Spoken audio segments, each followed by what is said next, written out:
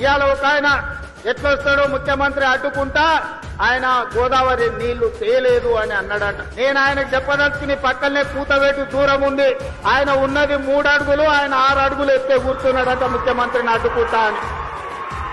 3 అడుగులు ఆయనకు నేను ఒక మాట చెప్పదలుచుకున్నా, 3 రోజులు అవకాశం ఇస్తే గోదావరి జలాలు తుంగతుర్తి నియోజకవర్గానికి తెస్తా అని ఆయన పేపర్ల ప్రకటన చూసిన. 3 రోజులు కాదు 10 ఏళ్లు మీకు అవకాశం ఇచ్చిండు.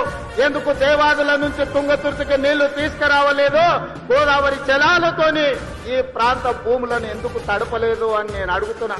అందుకే ఆయన చెప్పదలుచుకున్నా, అయ్యా గ్లాసులో సోడా పోసినట్టు కాదు గోదావరి జలాలు తుంగతుర్తికి తేవడం అంటే.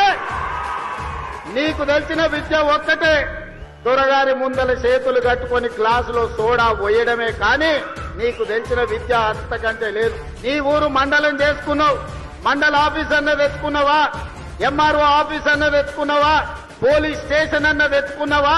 10 ఏళ్లు మంత్రిగా ఉండి నీ నాయకుడు ముఖ్యమంత్రిగా ఉంటే నీ సొంత మండలానికి ఒక ఎంఆర్ఓ ఆఫీస్, ఎంపీడీఓ ఆఫీస్, ఒక పోలీస్ స్టేషన్ తెచ్చుకోలేని సన్నాజివి ఇవాళ మా మందుల సామెను తీసుకొస్తే సిగ్గుతో తల ఉంచుకోవాల్సింది పోయి ముఖ్యమంత్రిని ప్రభుత్వ కార్యక్రమాన్ని అడ్డుకుంటానని ఆయన ప్రగల్భాలు పలుకుతుండు.